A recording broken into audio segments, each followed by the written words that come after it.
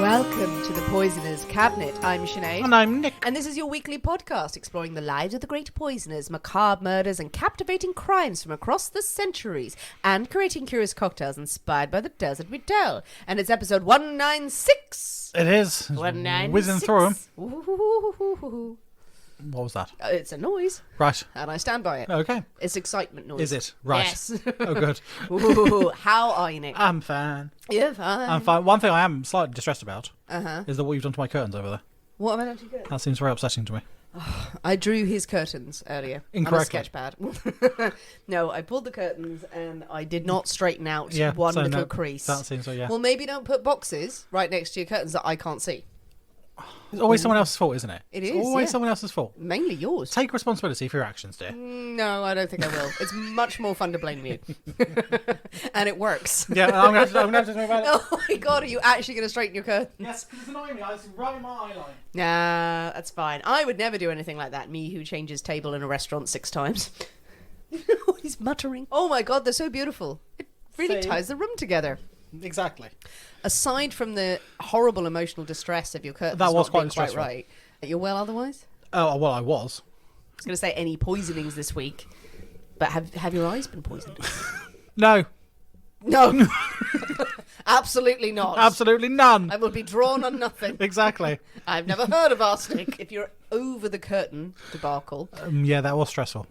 I'm like that though. If I see something off in my house, then I have to sometimes leap up and go, no, I can't possibly None of settle that. until that's it. Can't be I have doing to with that. put off all this work I'm doing until that is absolutely sorted.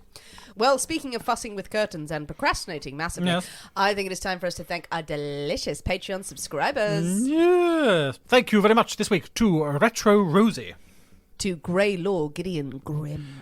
to Jane Stafford, To Helen Taylor. Bruce Tyler. And to Emily Laird. Ta-da! Hello, you lovely, sexy Patreon subscribers, you beautiful people. We had fun on Patreon this week. We talked of films. We did talk of As films. films that drive people to... I'm surprised you haven't done films already, to be honest, after many, many years of this. I am surprised as well, actually. There's not a lot of... Films that kill. film poisoning stories. Well, on Patreon, we delved into some that genuinely did result in murders. These films that have influenced people to kill, not in a really gross way. The problem with... Well, the thing is, the problem with, like, film curses is either they're deeply depressing, someone took it as an opportunity to go, I know, I'll stab someone lots in the face, and you go, oh, that's horrible. Or they're all spooky and there's no real crimes associated with them. Or it's a lot of people going, I reckon this film did this. And which isn't the case. But we did find some. I found some. You found some? And we had fun. If you want to know what the hell we're talking about, please consider joining us on patreon.com/The Poisoner's Cabinet. This is where you get extra weekly episodes from The Poisoner's Cabinet, as well as loads of bonus content. There are 2 tiers on there that you can join, the arsenic aficionados and the cyanide connoisseurs, and you can delve into huge amounts of extra content from your beloved podcast. Also, if you love The Poisoner's Cabinet, do please leave us a 5-star review wherever you listen to this show, particularly Apple iTunes. We say this not because we want the arrogance of sitting around going, oh my god, we're so great. Leaving 5-star reviews really, really helps our podcast and any podcast you listen to. So if you love us and if you love any other show, please just take the couple of minutes to go and leave a 5-star review. We would really, really appreciate it, and it will bring us to more ears. Indeed. We have a shout out from Diane Tiller, who has just purchased a Cyanide Connoisseur membership Yes, I thought I recognised that name. for their husband, Bryce Tiller, and it is their birthday. It is Bryce's birthday on Saturday, March the 23rd. So Diane really wanted to do a shout out. They both love the podcast, and we have inspired them to try many, many cocktails that they normally wouldn't have. I'm glad of that rather than doing murder people. Yes, that's the good side of the inspiration. That's the good inspiration from this. Merry birthday to you. Merry birthday. birthday. Thank you so much for being lovely, lovely supporters. If people do want shout outs in the future, you can just message us and we'll consider it, but we'll probably do it. Sinead will do most things. Well, Nick, are you ready to drink cocktails and talk about poison? Yeah. Or we drink poison and talk about cocktails.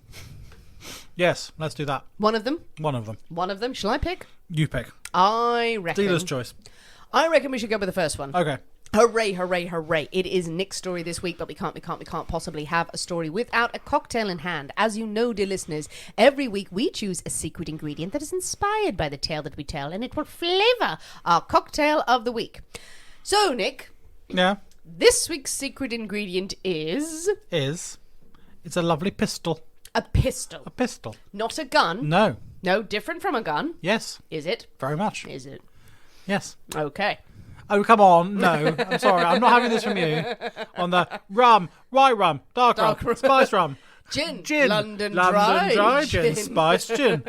Slow gin. Other types of gin. Yeah, gin okay. from my cupboard. I'll give you that. I will give you that. I think, look, it's nearly 200 episodes. There's only so many ingredients. I will in the future give you more witches at some point. Okay, a pistol. Yes, Is it a pistol? it's a pistol. Sorry, I had revolver in my head because someone said it and I was like, we never did that. Shut up. Well, it Stop. will be a revolver. It's described in the story as a pistol, but it will be a revolver. What's the difference? Not much, really. No? Is a pistol a revolver, but a revolver isn't a pistol? I think that's exactly what it is. Is that it? Yes, I think Right. that's exactly right. Like a frog is a toad, but a toad's not a frog. I don't know that Or one. whatever from real life ghost stories is lying about. We have this fight regularly about toads and frogs, by the way. But yes, okay, so with a pistol, pistol whipped, pistols at dawn, pistols generally, Yeah. more pistol puns, Pistols. whatever you come up with. We're having a loaded pistol. A loaded pistol. A loaded pistol. Ooh, sounds dangerous. I don't know. I've said pistol too many times. It's now sounding weird. It's lost all meaning. It really has. It's like Pissed pistol. on a pistol. It sounds dangerous and sexy at the same Quite. time. We're primed and ready.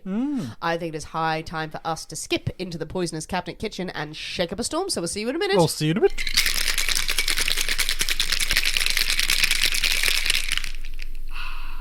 And we're back. Hello. Well, Nick, a loaded pistol. Loaded pistol. It looks very nice. It's got a. I'm It's not intrigued. quite brown. It's not entirely brown. What would we call this? An amber hue Something like that, and a yes. big old lug of ice. Yep. Ooh, looks nice. I'm intrigued by this one. Oh, are you? Yeah, I am. Should I be afraid? I don't think so. Okay. All right. Well, Yeah. let's just. I'm going to smell it first. Ooh, it smells of things. Well done. Yes, it does. Ooh, that's got a pleasing smell. A tantalising smell, if you will.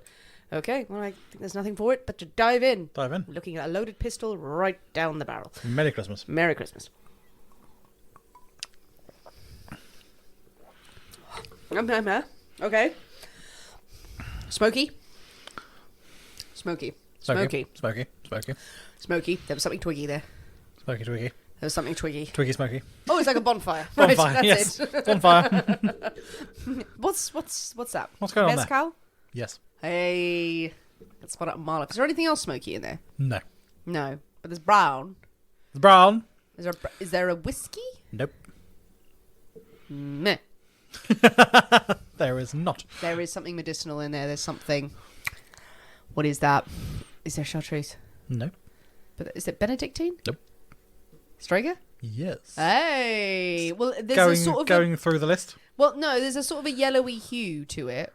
If you look at it, there is that. oh, Strager and mezcal together at last. What else? Bourbon? So no whiskey, bourbon, rye variety. No, nothing of any of that. Rum? Nope. Calvados? Nope.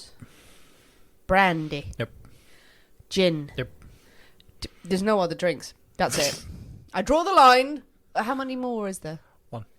One? Not bitters, though. There one and some bitters. There's always extra bitters. Triple sec. Nope. Maraschino. Nope. I really don't know what the other thing is. Oh, a vermouth? Yes. Red vermouth? Yes. Yay! So I was going to say, think brown. And so, Yeah, I'd forgotten about the brown there.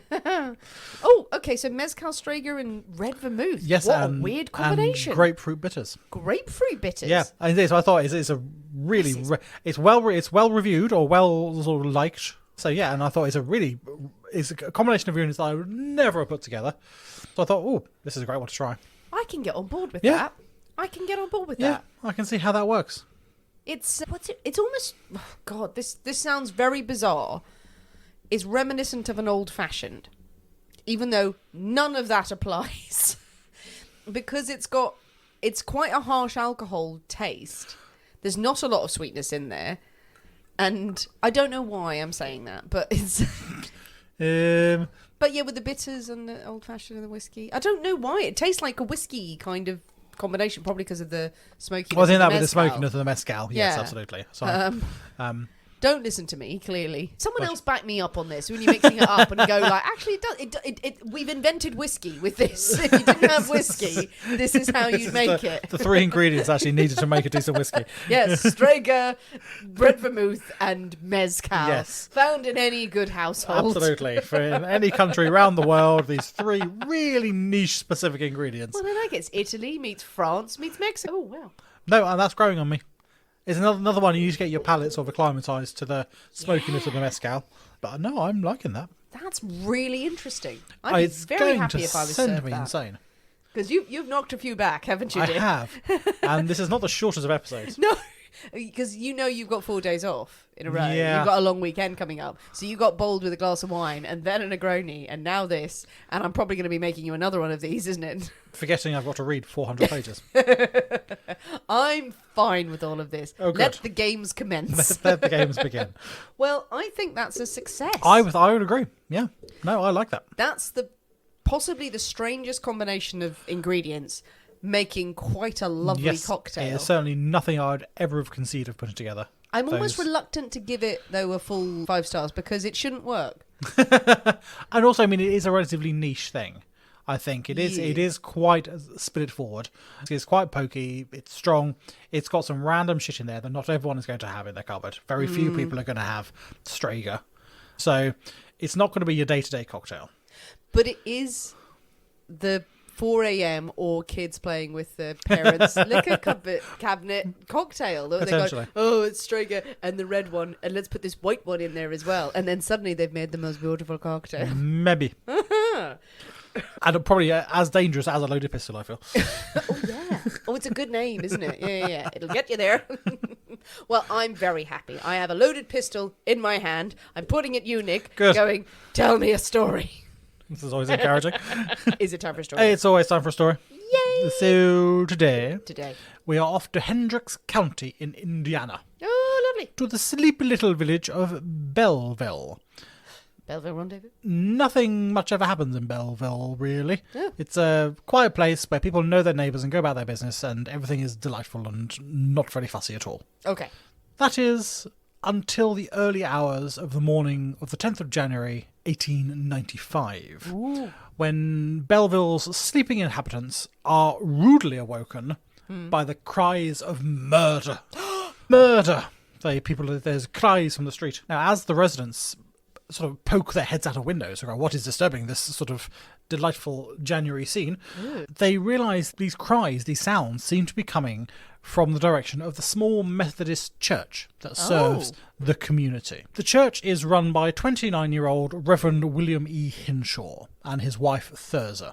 Now the Reverend is well loved in town, and people come from all over to hear his sermons, to hear him preach, and he is in high demand to minister to his flock. Okay. So everyone goes, well, something...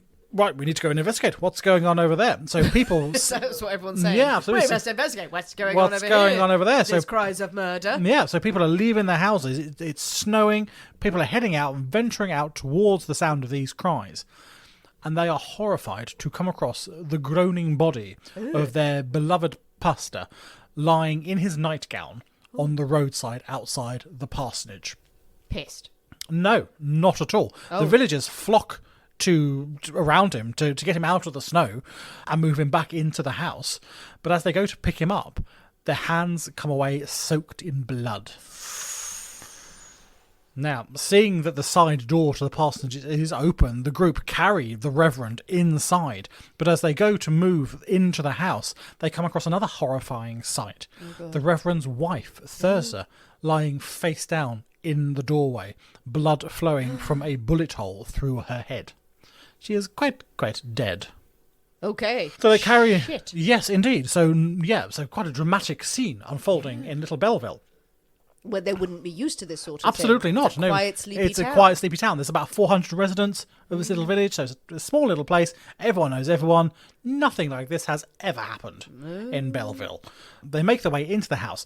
They make the minister as comfortable as they possibly can. The sort of local healer is called for, and it's ascertained that his wounds are not life-threatening. Okay. So he's going to survive. So they bandage him up as best they can, and he is sort of left to rest. Really, just rest and sort of recuperate and recover from his wounds. That's nice. Yes, you've been shot. Rest is what you need. Rest is what you need. Surgery? No. Surgery. No. Well, I think someone goes for a doctor, but they're in the middle of nowhere. There's not a surgeon living in the village. Whoever turns up and goes, "Have you tried a hot poultice?" Yes, so they patch him up as best they can and leave him to rest full moon. while waiting for someone to arrive. Yeah. Now, after a few hours, the Reverend, he regains consciousness. He's awake, he's lucid, and he is able to relate what has happened that night. He's able to tell the people around him what has gone on. He says that he had been woken by the sound of a pistol shot close to his head. A pistol? A pistol! Is that a pistol. He had opened his eyes to see this massive, he describes it as a big burly ruffian, sort of standing over the bed, holding a pistol out towards his sleeping wife. Now, seeing this stranger in his bedroom, the Reverend had reacted. He had leapt out of bed to tackle this man. The man was strong, but the Reverend is determined, and he's desperate as well. And he is able to hold his own as this sort of struggle between these two men moved out of the bedroom and into the adjoining parlour. In the parlour, the Reverend sees that his assailant is not alone. He's not by himself. A second, smaller man, who the Reverend describes as wiry, is waiting in the parlour, armed with a razor. Now, the second man reacts to seeing his colleague, his friend, being tackled by the Reverend and sort of slashes out at the Reverend with this razor, causing this sort of fight to dissipate as the Reverend cradles his wounds. Also, colleagues must look out for each other. Well, yeah, colleagues, friends, co-workers, accomplices. Co-worker. Shall we go to murder? Co-worker. Now, just as the Reverend is sort of like staggering back, looking at his razored wounds, at that moment, the white-robed figure of his wife stumbles into the room, throws her arms round William's neck, saying, "Will, is this you?" before she falls to the ground. William, the Reverend. William, his name is William. Yeah, so she's there. And then she crumples to the ground. Now, this sort of distraction of the wife arriving in the room is enough to obviously to startle the Reverend, and the villains come at him again. Two of them on him now. Yeah, so fists and razor all going at the Reverend. And this group fight their way through the parlour, out the parlour door into the yard. And it's here that the larger man again pulls out his pistol and he fires at the Reverend. The shot catches William in his side and he collapses in the street, while the two villains flee into the distance. Christ! Yes. What's gone on there? So there's a lot going on there. Yeah, so big hulking man has come in, shot the wife. In the head. Yep. In the head? Yes, surprisingly, shot the wife. She's able to stagger out and then collapse. Yep. And goes, "William, is that you?" He's fighting them up, but there's a wiry second figure. Yeah, with a razor blade or with a cutthroat razor. Is it it seems targeted. Sorry, I'm sure you're going to tell me. But it's quite a chilling opening scene. No, absolutely. It's a very and one of these in a while. Yeah, it's a very dramatic series of events. Nothing like this has ever happened in Belleville. And the small town is in uproar. It's absolutely this does not happen. All of the inhabitants are gathered around the little parsonage, sort of swearing vengeance upon the bastards who have murdered the wife of their beloved pastor. Yeah, good for them. Yeah, absolutely. They're all there going pitchforks and rolling pins and all sorts. And someone's just holding up a chicken. Yeah, cowls and all sorts going. Someone has a slipper going, "I will do such damage with this." Absolutely. I'll get them. I'll give them a good old slippering. Now, news of this attack quickly spreads. So Telegram. Across America. Well, certainly into the local county, and then absolutely soon enough into the wider country. Many people contact them to donate money for a reward to catch these villains, and soon the reward reaches $2,000. for the apprehension of these criminals, which is a huge amount of money, absolutely. Now, because of this generous reward, many private detectives start working on the case. They sort of flood into the area looking to get their hands on this $2,000, but no one really seems to be getting any closer. No one seems to be able to identify the culprits, where they went, what they wanted. It's all a bit... nothing is really going anywhere. 10 days after the murder, really not much has progressed. And there's no clues, no evidence pointing in any particular direction. Horrible random attack. Yeah, and two of the sort of leading residents of Belleville, they are fed up with this sort of lack of progress in the case. And they call upon Detective H.C. Webster of the Webster Detective Agency. Nice. And request that he takes up the case and starts investigating. Now, initially, Webster says, nah. He doesn't work for reward only. Sort of thing. He's got a salary, he's got expenses. Yeah, fair enough. He's not going to work on the off chance that he might be the one who gets the reward. I mean, that's fair. It's also the equivalent of going, could you please investigate this, but it'll get you exposure. Yeah, exactly. He's got a business to run.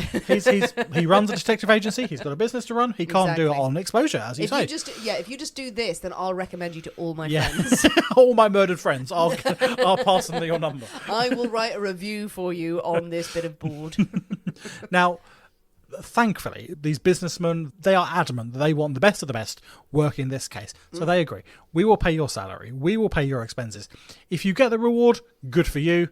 Yeah. But we will cover your costs to do this. We just want the bastard who's done this brought to justice. Good for them. And our town to regain some semblance of civility and normality again. Has it turned into Sodom and Gomorrah since it has happened? happened? There's reporters arriving every hour. There's putting more people flooding into the town. People raking up everything. People coming to gawp at sort of the parsonage where the pastor was lying in the roadway and stuff like that. They're a simple, quiet town. They want to go back to that. They just want to get this over and done with, get the guilty party found. Right. Prosecuted, done, and to move on. I just had the impression that there were a couple of villagers or townspeople who suddenly thought, oh great, it's the purge. And then we can let rip, crime rules. It's probably some sort of setting up tourist trails around town. Maps to movie stars' homes. Yeah, exactly. See the murder trail here. Only tuppence. So Webster has taken on the case. The next day, he drives down to Belleville to start his investigation. Okay. Oh, he's got a car. Nice. Yeah, indeed. Oh, fancy. Now, for the first few hours, he spends his time just sort of walking through the town, listening to what people are saying, catching on the gossip of the locals. The current theory seems to be that that this was a theft. This was a robbery. Robbers had entered the house to pilfer the Reverend's valuables. Yeah, but Mrs. Hinshaw had awoken as they were searching through her nightstand or something like that. She had, with the first to awake, the robber had reacted, shooting her dead, had gone to then shoot the Reverend. He had woken up beforehand. The struggle had ensued, exactly. He had sustained his injuries, and they had fled. Everyone the detective speaks to is singing the praises of the Reverend. How courageous this young clergyman had been to tackle these armed intruders. I mean, he had been popular before. He is now sort of hero god status in the local sort of community. Well, really. He is a true county hero, the Reverend. Next, the detective decides to take himself down to the scene of the crime. He goes to visit the parsonage. He had reasoned that there would be some evidence of robbers trying to break in. There would have been a jimmied door, a broken window, something like that. But curiously, the detective can find no signs of forced entry around the house at all. Which makes him go, curious, he says. Now, as the detective is pondering his options, a man comes out of the house. It is the parson's brother. He had heard that Detective Webster was in the village, and he insists that the detective come inside, speak to the Reverend, hear what happened sort of firsthand. You must speak to my brother. It'd be funny if the detective was going, I was planning to, mate. This isn't your idea. Yeah. Well, at first, the Webster, he declines. He says no, obviously the Reverend is still recuperating from his injuries. I don't want to disturb his rest. He wants to do his thing around town. But no, the brother is quite insistent. He's awake. You must come and talk to him. So Webster, okay, fine. In he goes into the house where the Reverend is lying in bed recovering from his gunshot wound and what ends up being 17 razor slashes that he has sustained across his body. Christ. When the detective enters the room, whatever he was expecting to see, it is not the man in the bed before him. Oh. He later says that his first thought was that the preacher would appear to better advantage in the prize ring than in the pulpit, with a face that could have adorned a pugilist.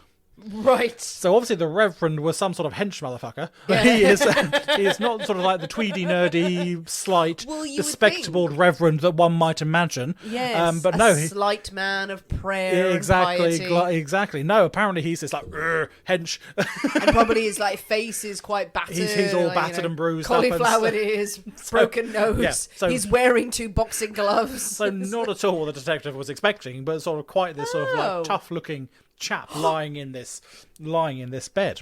Nice. Now, the Reverend retells his story to Webster, while the detective, he sits in silence. He just listens. He makes the odd note, in his diary. He doesn't ask any questions. He just he just looks at the Reverend and hears his account of what happened. He stops his recital. The detective thanks him for his time and leaves. No questions asked, just what have you got to say about what has happened? The next few days, the detective is seen around the town, speaking to various people, having chat here and there, and then he leaves. He returns to his home, and he's sort of considering all that he has heard and coming up with his own theories about what may have happened, theories that really no one else had considered. A day or so later, Detective Webster appears at the offices of Otis Gully. Now, Otis Gully is the prosecuting attorney for Danville. This is a town about 9 miles from Belleville, which has the jurisdiction of the smaller towns in the area. So Otis Gully is responsible for prosecuting all the crimes in the local sort of area, including those in Belleville. He presents the attorney with the facts that he has learnt from his talkings and his investigations and tells them that he is ready to charge the Reverend William Hinshaw with the murder of his wife. What? Yeah, have a break. I think we need a drink. What? Shut up. What? Nick, we have our drinks. We do. What's going on? I know. What? It's all crazy. I've turned it topsy-turvy. You've turned it topsy-turvy. Oh, you know what I did really like, though, as you were saying, and it's the great power of listening. Detective, you don't need to ask a lot of questions. Just listen. No, just listen. Let someone dig their own hole. Exactly. Oh my God. Okay. Well, Yeah. Also, how much evidence does he have? I may be putting too much faith in this detective going, it was the Reverend going, that's impossible. Maybe someone We says. shall find out. All right, go tell me. Okay. Tell me everything. So 15 days have passed since the murder of Thurza Hinshaw. The Reverend has recovered from his wounds sufficiently to take a trip to his parents' home in Winchester, which is about 60 miles from Belleville. It's his intention to stay at his family home, to make his recovery, to grieve the loss of his wife, and he's going to stay there for the foreseeable future, he believes. However, Detective Webster is not going to allow him to sort of slip away and disappear. He travels to Winchester following the Reverend and places the preacher under arrest. He escorts him back to Danville to testify in front of the coroner's court. Nice. Now, news of the Reverend's arrest quickly spreads. Yeah, Very, very, very, very, not very going to fast. go down well. Throughout the county. Exactly. Everyone is fucking outraged. Everyone is how dare you. livid that such accusations are being made against their beloved preacher. Detective Webster was denounced as an unprincipled reward seeker who should be strung up the moment he sets foot into town. Oh, Christ. People are out for his blood. Absolutely. How dare he accuse such a honourable, principled, beloved man of doing such a dreadful, dreadful thing. Oh, it's tense. It's tense. It really is. Now, when the detective arrives in Danville with his prisoner in tow, pretty much the entire population of Hendricks County are there waiting for him. They are there. He's able to get through to sort of the courthouse and, go into the coroner's court. But there's a massive crowd of people clamouring to get in, outside, waiting for the gossip to find out what the hell is going on. Yeah. Now, the inquest is carried out. No sensational claims are made. Okay. The Reverend is not accused at the inquest. No. And they come back with a murder by person or persons unknown. The Reverend is released from custody. Right. Now, apparently, this threw me slightly when I was reading it, going, well, why arrest him if you're going to let him go? But apparently this was all part of a ploy that the Detective Webster and the prosecuting attorney had drawn up. Now, they believed wholeheartedly that the Reverend was responsible for this crime, and they wanted him to know that they thought he was responsible for this crime. So but they are shake him not up. they are not yet ready to go to trial. They don't quite have the evidence they need to pin it on him. Okay, it's a good ploy, though, isn't it? Just say, like, you have to testify at the coroner's court, which they would have to. Yep. It doesn't mean that you're charged with a crime, but it's going to shit you up a It's bit. it's going to shake you up, absolutely. So now the detective has time to build his case carefully. He is now free to take the time he needs, and he will then present his case to a grand jury who will then decide whether he goes to trial or not. Now, the Reverend now is a bit screwed. If he scarpers, if he runs, then that's tantamount to announcing his guilt. Yeah. Really, if he runs. So he's got to stick around town, act like nothing's happened, while he knows this man is convinced that he is guilty of murder. And is going around town talking to all his friends and family about how this man murdered his wife, and the Reverend can do nothing about it. It's a good ploy. So, I like yeah, it. It's going to get to you. It's going to get to It's you. going to start drooling away in your brain, isn't it? Scratching, isn't it? It's going to start scratching away. And then people are going to look at you differently. Then someone's going to crack. Exactly. Whether it's the Reverend, whether it's the people starting to turn around on him. Is that going to have influence? Is someone going to come forward? It's going to prove whether he really is a pious man and like shows, exactly. no, I am completely innocent of this, or is he just starting to... Yeah, so it's a clever move from the detective, absolutely. I love that. And also, it's very simple in its execution, where we're like, this is the greatest detective ever. And he's like, I'm literally doing my job. Yeah, I'm doing my job, but he's doing it we incredibly need no well. fancy shit. Don't need none of that Agatha Christie nonsense here. So, I mean, he goes on and he employs two of the most prominent sort of surgeons in Indiana to go to Winchester, where Thurza Hinshaw has been buried in the family vault, and conduct an autopsy. Their examination shows that the pistol ball passing through her skull would have killed her instantly. So how did she get up? Exactly. The Reverend's story about her coming through the sitting room, putting her arms around him, talking to him, and then collapsing, impossible. It could not have happened. It could. She would have died instantly.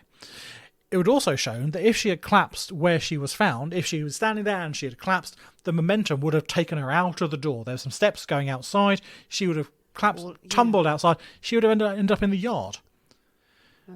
It showed that she had been dragged to where she lay and dumped on the floor. She'd been dragged. Oh my God. Now, when these autopsy reports were made public, popular opinion sort of starts to change. There are so not for everyone by any means, but there are some who start to see holes in the preacher's story, and actually this evidence is actually pointing to possibly he is a guilty party here. Webster might be onto something. Yeah, it's always the most fervent people. He's like, he is a saint and I support him. One shred of something that might not be quite right with his story. I always knew he was a wrong-un. The most vocal people on Canterbury Residents Group are always one who'll change their mind as soon as they get a little hint of something. It's that one guy who thinks it's the purge is going, I knew it! Smash the state! No, mate, we've told you no. Now, I mean, after the autopsy, the detective then reveals his next piece of evidence that he has uncovered. Okay. The good Reverend had a lover. Shut up. Known as Miss F. That's not classy. Miss F is her name. Miss F, though, that's a bit on the nose. Well, I mean, come on now. So Miss F is said that she was strikingly beautiful. Of course. This woman. She was about 40 years old, apparently. Hot. But it said she looked half her age. And she and shut up. William were like teenagers in love. She can still be hot if she looks 40. Well, yeah, absolutely. But I'm saying what people say. I know, but it's at the time like she's 40, but she looked like she could be much younger, which is way hotter. You bastards. Because when you're 40, you're dead. I mean, yeah, who wants to fuck a 40-year-old? Oh, yeah. 'Cause Don't worry, guys. She could pass for 20. He's 29. Well, she knows a thing or two. So that she does. She's hot and she's older. She knows what she's doing. Let her live her life. Apparently they're having a grand old time. Justice for Miss F. You know what? She has been maligned. Now, as news begins to spread about town, about the Reverend carrying on with apparently Miss... Now, it's odd that there's no further information about who Miss F is. She apparently is someone who lives nearby, so she must have been identified. Would Webster have just been trying to protect her because Maybe. she didn't have a part in this? It's just the fact that she happened to be his lover. Potentially, yeah. It does seem like they would go, no, what a scarlet woman. But yeah, so news begins to spread about town about the Reverend apparently carrying on with someone else. And it suddenly becomes remarked upon about how frequently the Reverend and his wife are out of town conducting parish business. They're visiting nearby villages and things like that, doing churchly things, when he would suddenly be called home. Right. Some emergency would happen. He would have to return back to Belleville. But it's far too late for his wife to travel. His wife would stay with the good parishioners that they are visiting, stay there overnight. I will come back in the morning when it's light and it's safe to travel. All good. I'll go home, deal with this urgent business. On those occasions, Miss F was seen to leave the Hinshaw house just before daylight, quote, showing every appearance of having passed the night there. How do you show every appearance Big of passing ruffled hair, brushing her teeth, no clothes on, sleeping cap on? There it is. He was walking home, going, "Don't worry, darling, you stay in this village." His pants were already down his ankles. Just I love that. Is such a shitty gossipy phrase, isn't it? We have no information on this whatsoever, but a woman left, and it definitely looked like she'd spent the night. Oh, we can tell these things. Yeah, exactly. Scandal. Scandal. Now, the evening on which the murder had occurred started in a very similar way. William and Thursday were at Cherry Grove, where he was holding a meeting with his flock. As it got dark, he told his wife that he had to return home. Oh, no. She should stay, enjoy their friend's company, have a lovely evening.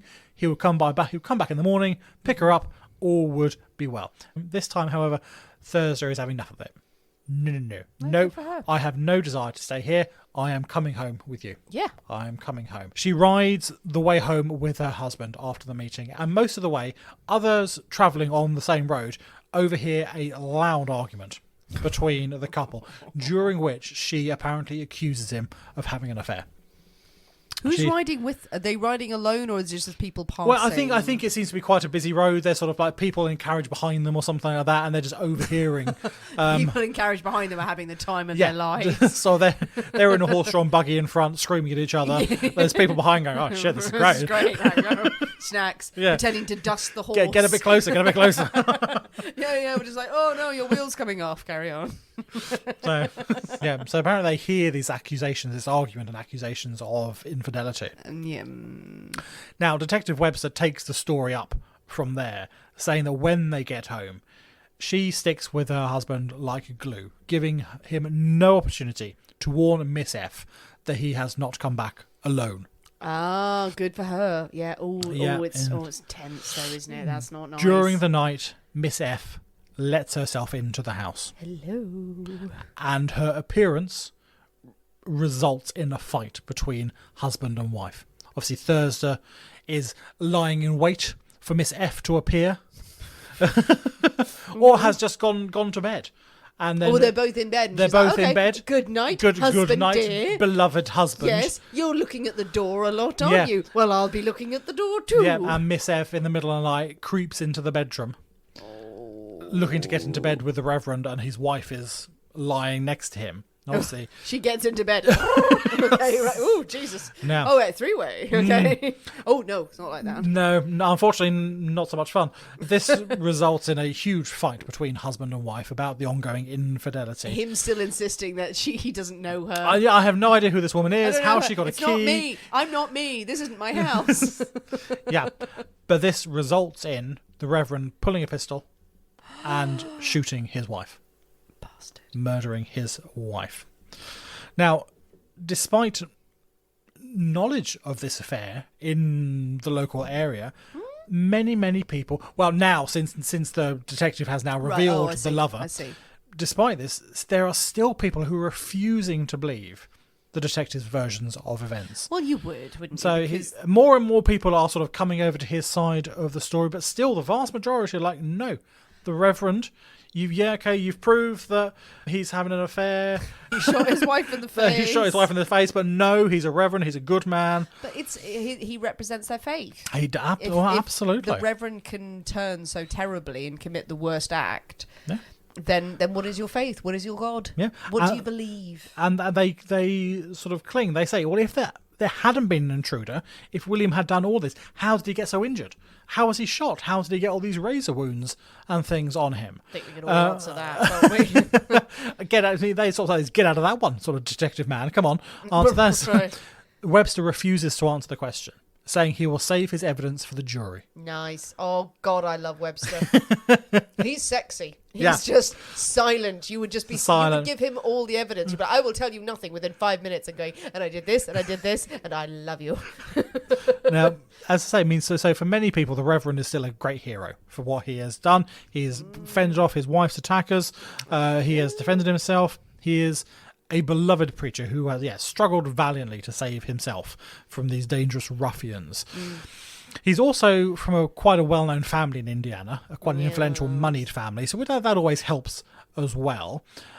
And people are queuing up to tell reporters what a splendid chap he is. What an absolute great, great guy the Reverend is. Now, by now, the detective, he is also quite famous. Yeah. His name is all over the press, and they have made him into a hero or a villain, depending on which paper you read. Great. Sort of the papers that the Hinshaw family have used their money to influence. He's an utter bastard. Of course. But other papers, he's the hero sort of exposing this corruption.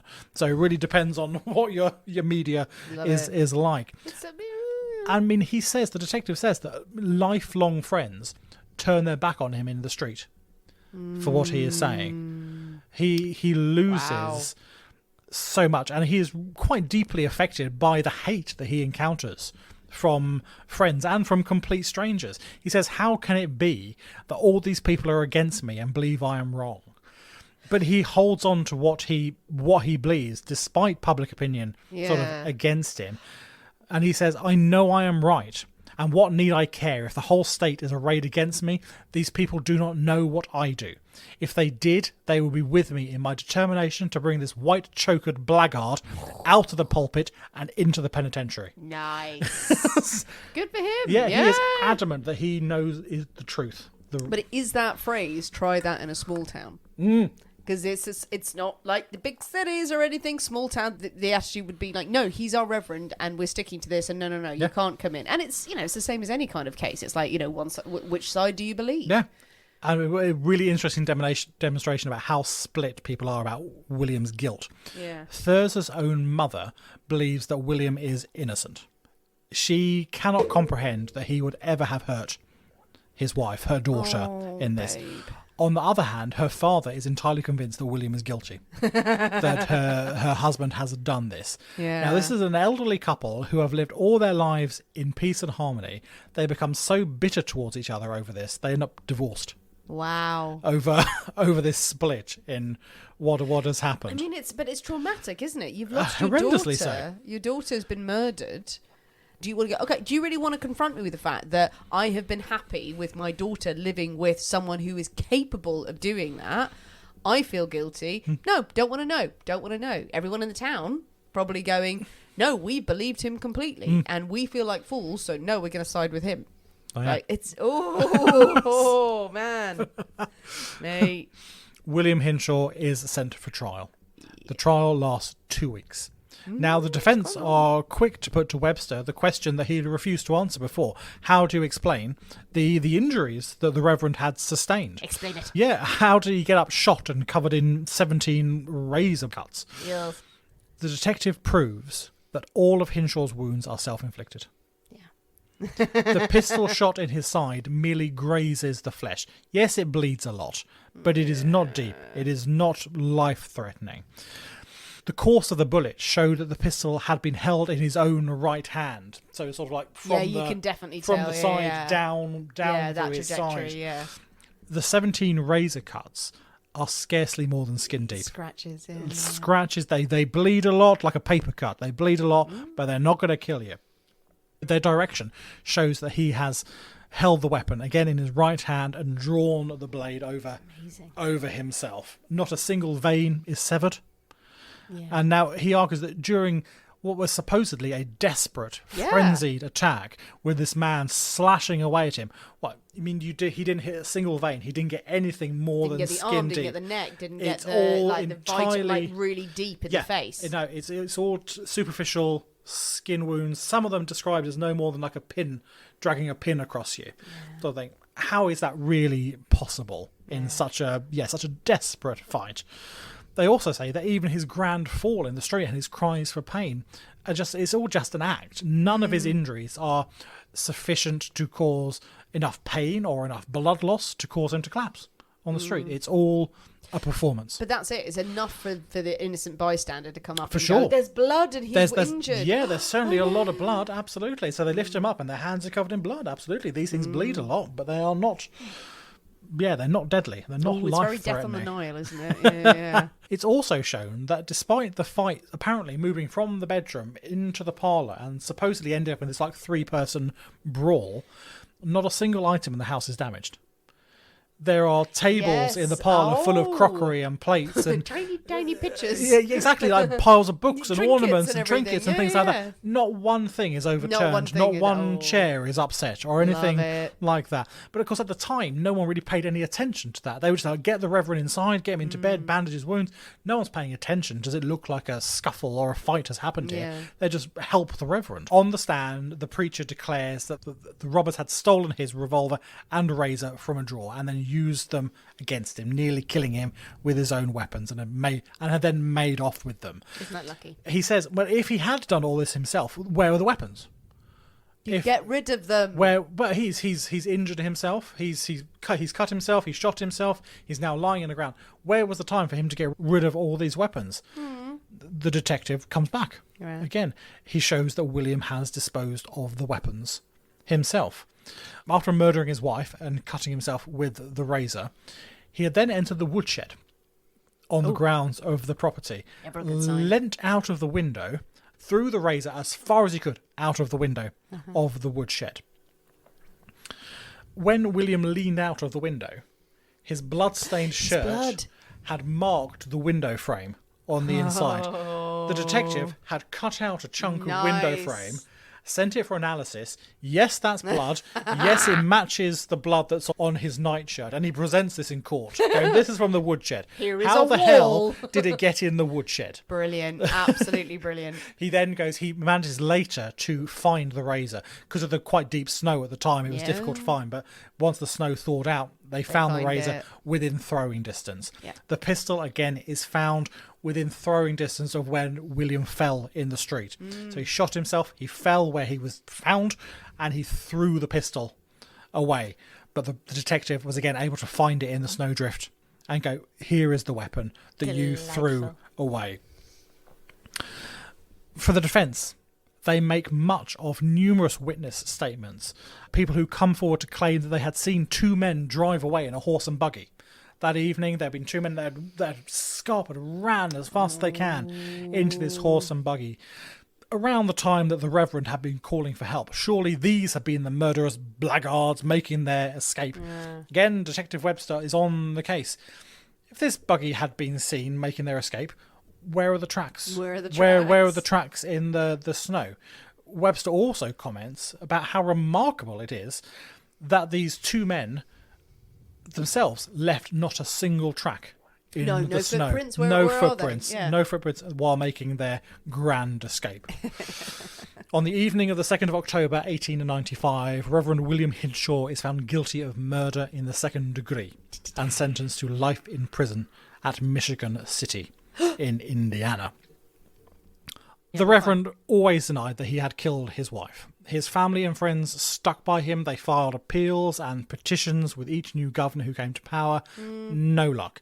Until the 9th of January 1905, when Governor Hanley orders him released on parole. Okay. So this is 10 years into his life sentence.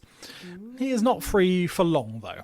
Oh. While on parole, William becomes a little too friendly with a married woman. Come on now, William. You've not learned your lesson. Anna Freeman. Now, William and Anna check into a motel as husband and wife. Unfortunately, the staff at the motel recognise Anna and contact her husband, who, even more unfortunately, is the local sheriff. Oh. I was going to ask, like, motel, you don't do that if you want repeat business. Let's face it, like, waiting for all the people coming by going, oh, motel for that, and I'm just going to call your husband. Yes. There we are. But if it's the local sheriff, you do when it's the local sheriff. The local sheriff. That phone call, they must have just standing around going, it's so delicious, it's so good. Bet you the sheriff was a real dick. Straight back to prison for you. He back to prison for 12 years. For that indiscretion. Well, you break your parole, then yes, you have to go back. He's back. The sheriff is just going, guilty, guilty, guilty. He is released again in 1917. Right. Now, during this parole, he arranges for the sale of a farm he owns in Kansas. He owns some property. He then buys a small ranch in Colorado, where he rekindles his relationship with Anna Freeman, for the woman from the motel. Love. She's now a widow by this point, so she is now free. However, Colorado is a long, long way from Indiana. It is. It's sort of like 4 states across, and the authorities don't take too kindly for a man on parole You're not allowed to cross running lines, 4 states away. So, back to prison for you. Back to prison for you, you naughty Reverend. Yeah, now William and Anna, they do marry a few days before he is sent back to Indiana. Okay. And she is left to run the ranch on sort of his behalf. A year later, 1918, he is granted parole for the 3rd and final time. William and Anna end up running a fruit farm in Washington. Fruit. Until he dies in 1933, aged 67. Wow. There's the story of the Reverend William E. Hinshaw and the murder of his wife. Oh my God, great story. It's all very dramatic. That was so dramatic. There's a lot going on there. That was good. Oh no, that was like Agatha Christie kind of drama. Love that. I could see it all played out. Probably she took inspiration. I feel like that's one of the things that would have. I'm loving inspired. Detective Webster. Webster's so good. Yeah, Webster's so hot. He's so hot. I don't know what he looks like, but I would do everything to him.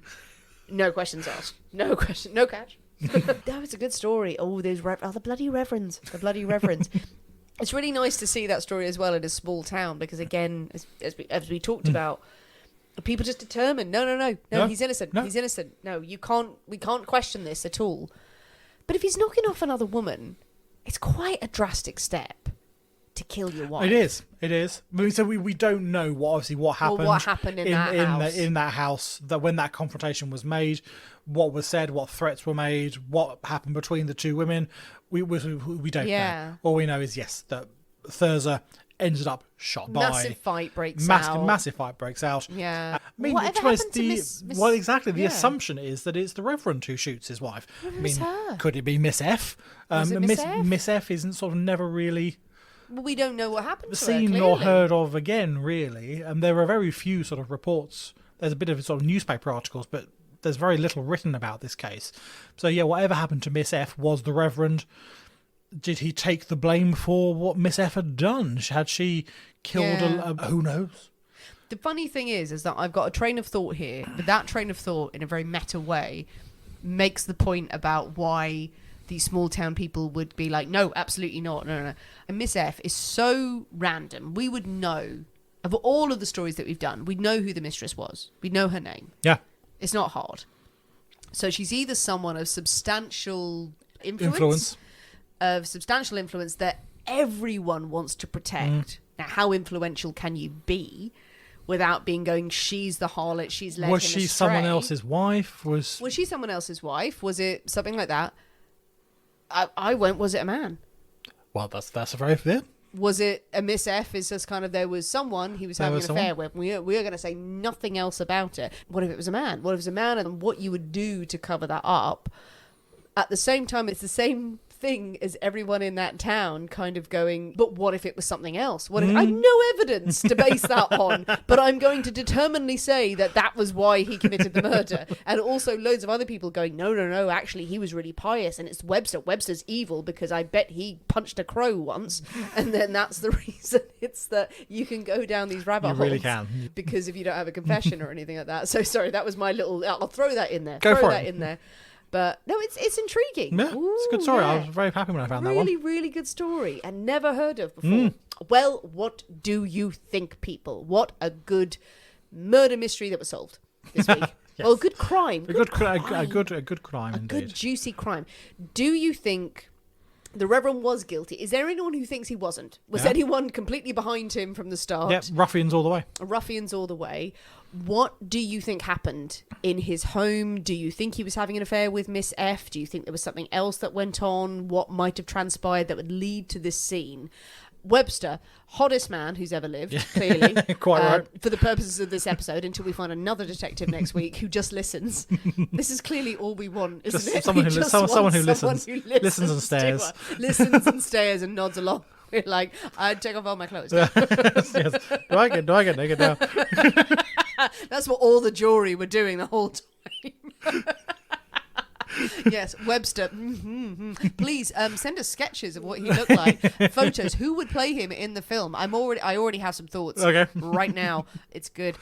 Tell us what you think. Jump on the comments of this episode. Tell us your thoughts, your theories, your feelings, your musings, and your castings for the various people in this drama.